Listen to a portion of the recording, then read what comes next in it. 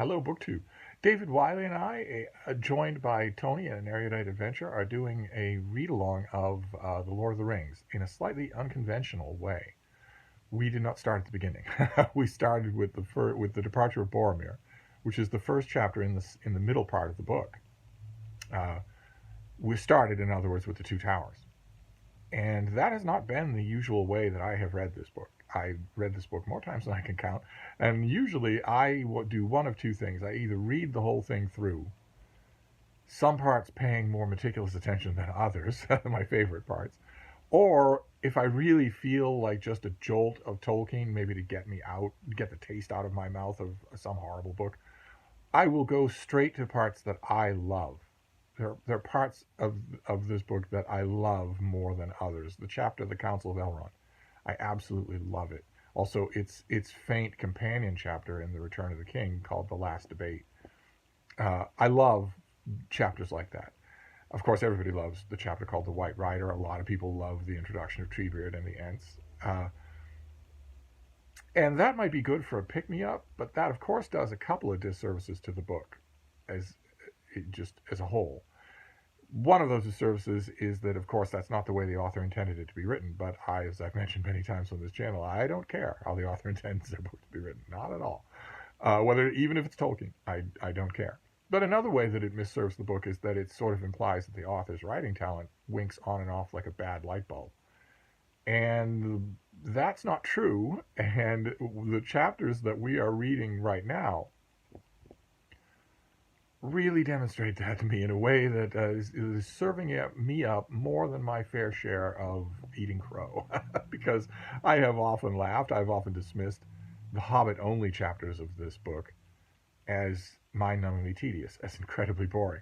And really, I see now, I've known it in the past, but this particular read-along, the way we're doing this, starting with the Two Towers, is really acquainted me with the fact that what I was really bothered by there was a change in the kind of book and the tone and the tenor, but not the writing ability.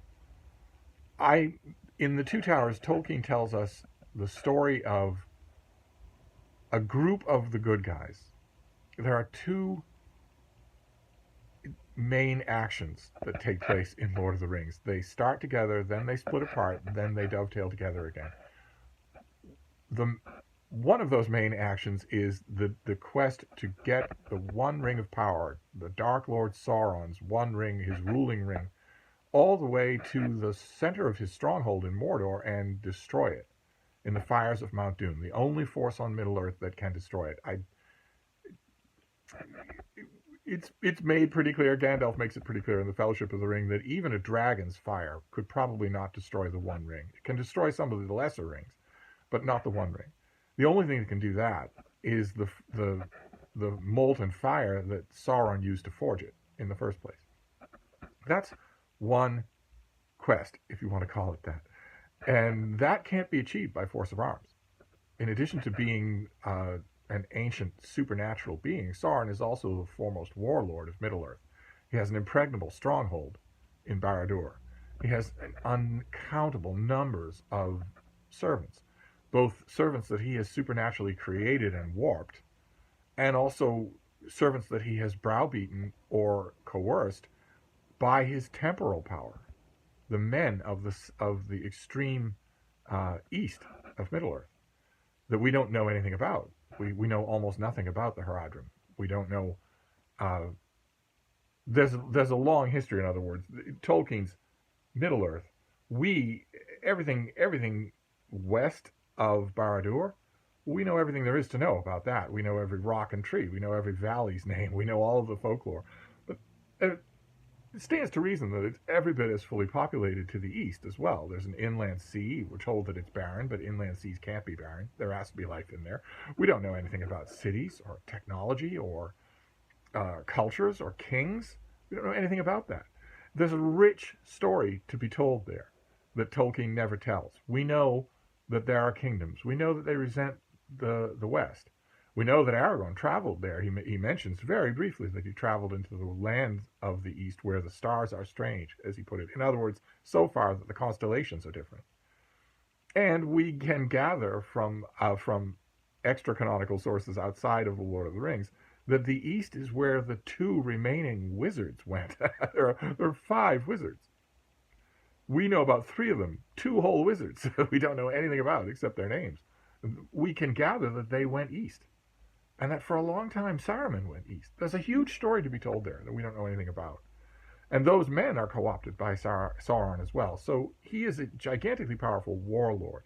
So the one thing, one of the 2 actions in the book can't be achieved by force of arms. The ring cannot be forced to Mount Doom. It has to be walked there and then somehow surreptitiously entered into Mount Doom, which, as I mentioned yesterday, seems utterly impossible. It seems impossible that could happen.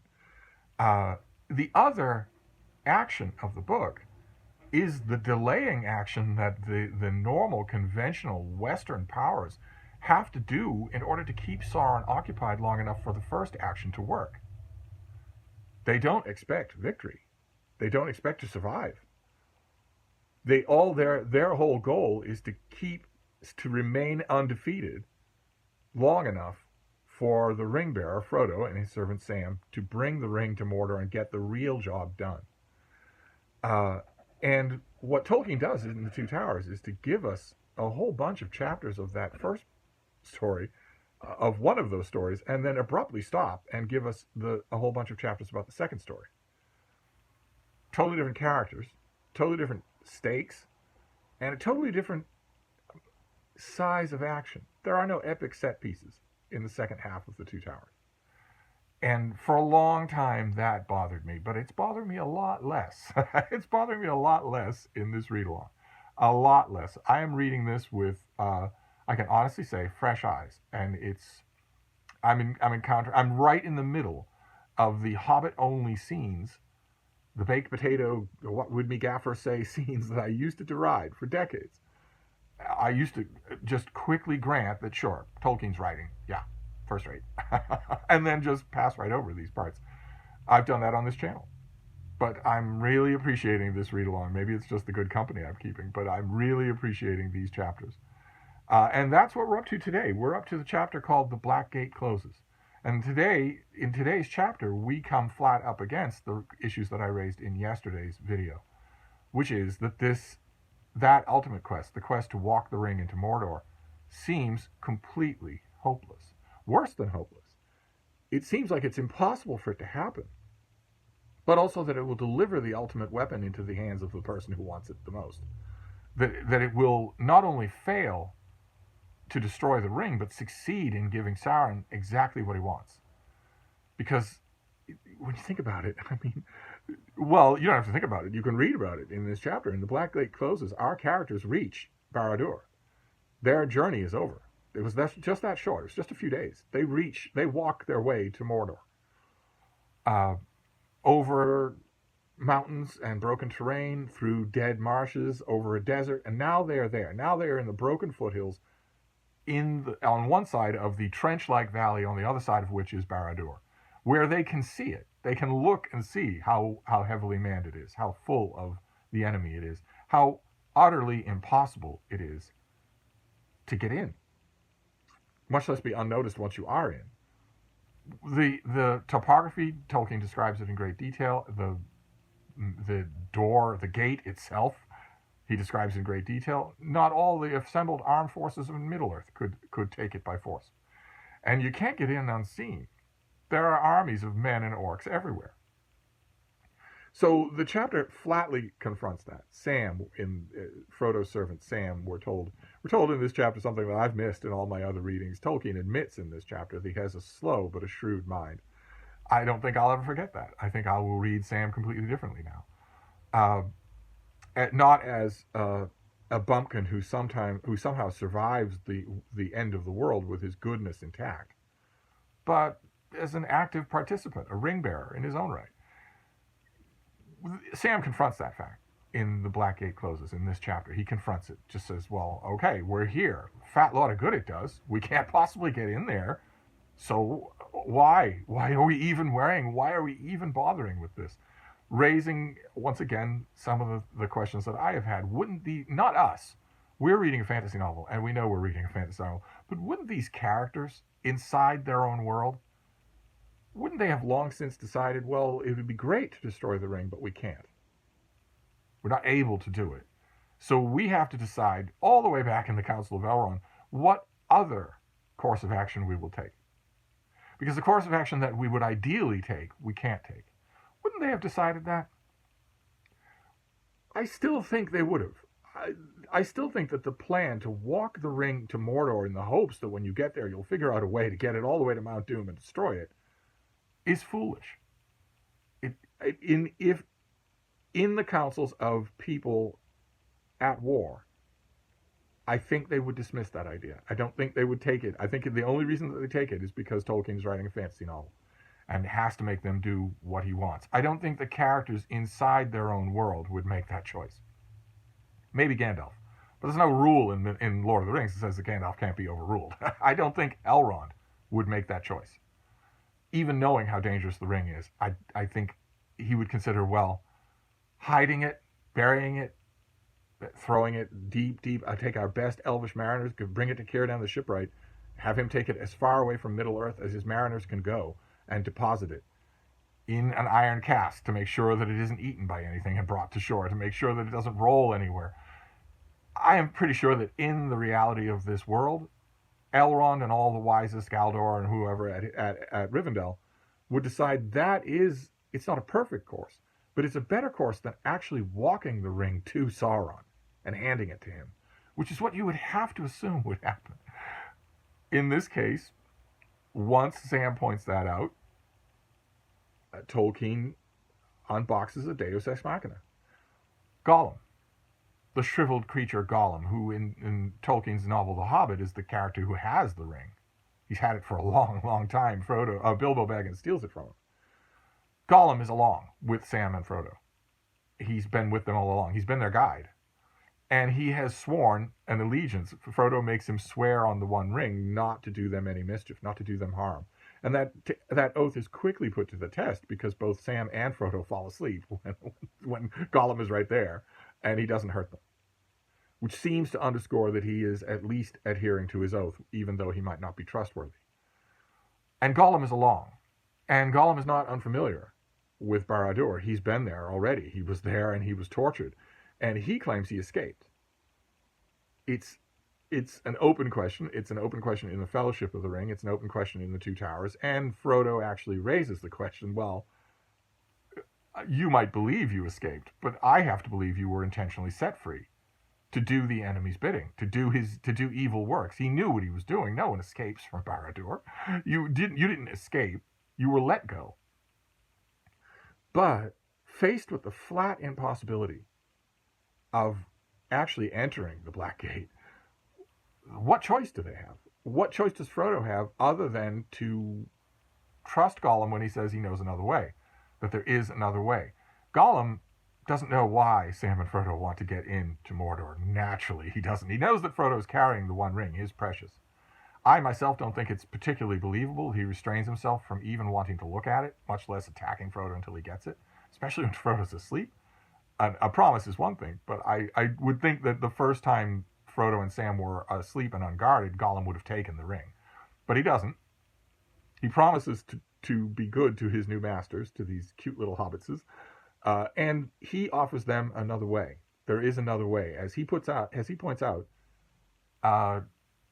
Sauron's eye watches lots of things, but he can't watch everything. Not yet. And there are some things that he watches more than others. There are roads and pathways that he expects big armies will come on. They can only come in some ways. They couldn't clamber over Emyn Muil, for instance, like our heroes do. An army couldn't march through the Dead Marshes. There are only certain ways that Sauron could be attacked in main force, and those are the ways that he watches the most. Whereas some of the smaller passages, including some of the very lesser-known passages, he scarcely watches at all, not only because he thinks they're impregnable, but because he knows an army couldn't come that way.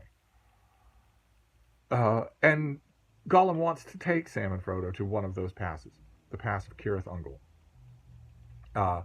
We know as readers that he probably has two plans in mind. He is probably being duplicitous. But Sam and Frodo don't have any choice. They don't have an option to go directly to the Black Gate. And as far as Gollum knows, he is just helping them. He isn't aware of what their actual goal is. If he knew, as Sam points out in this chapter, if Gollum knew that their actual goal was to destroy the One Ring, well, he might act very differently. He certainly wouldn't want that to happen. He mentions that to Sam and Frodo. He says, "Well, that I definitely don't want him, meaning Sauron, to have the ring because he'll eat it. He'll eat all the world." That's a wonderful way that Gollum puts it. That Sauron will eat all the world if he gets the ring. It's crack-brained and a little poetic, but I think it's basically accurate. And in the midst of that, of saying that I don't want Sauron to have the ring. He'll eat all the world. I want to keep it from him. I especially want to leave open the chance that the ring will come back to me. That you'll decide that Smeagol is being very good, and you'll give the ring back to me the way it should be. And Frodo decides to take Gollum's guidance. He has no choice. But he does give Gollum a warning that's very interesting. I want to read it to you. He says, "I warn you, Smeagol, you are in danger." And Gollum says, "Yes, yes, master," said Gollum. "Dreadful danger. Smeagol's bones shake to think of it, but he doesn't run away. He must help, nice master." And Frodo corrects him. "I did not mean the danger that we all share," said Frodo. "I mean a danger to yourself alone. You swore a promise by what you call the precious. Remember that. It will hold you to it, but it will seek a way to twist it to your own undoing. You are already being twisted. You revealed it to me just now. Foolishly. Give it back to Smeagol, you said. Do not say that again. Do not let that thought grow in you. You will never get it back. But the desire of it may betray you to a bitter end. You will never get it back. In the last need, Smeagol, I should put on the precious, and the precious mastered you long ago. If I, wearing it, were to command you, you would obey, even if it were to leap from a precipice or cast yourself into the fire, and such would be my command. So have a care, Smeagol." That's the threat that Frodo makes to Gollum, and it's very interesting. It's one of the most explicit evocations, let's not call it a discussion, but it's one of the most explicit evocations of what the ring actually does. I don't think Frodo really knows. I think he's bluffing here. But we know that the ring has the power of command, and we know that the wisest and most powerful beings in Middle-earth, the good ones, are afraid to touch it, much less wield it. They know what it will do to them, and they know the huge power it will have over others, just like the most powerful people in Middle-earth who aren't good want it for that reason. But what is Frodo saying here? Even if it's not a guess, what is he saying here? Is he saying that when he's wearing the ring, he would have the power of command over Gollum? Or is he saying that when he's wearing the ring, he would have the power of command over Gollum because the ring mastered Gollum a long time ago, and that would give him the power? Because I don't know that the former is how it works. We're told over and over again in Lord of the Rings that the danger of someone putting on the ring increases in direct proportion to how much power they already have. Frodo doesn't have any power. He's a little hobbit. He doesn't have any power. He's just an ordinary person. Far, far different than if Galadriel were to put on the One Ring, which he already has one of the Elven Rings of power. That would be a very different thing. So I guess what I'm wondering here, and we'll never know because Tolkien favors soft magic systems, is it true?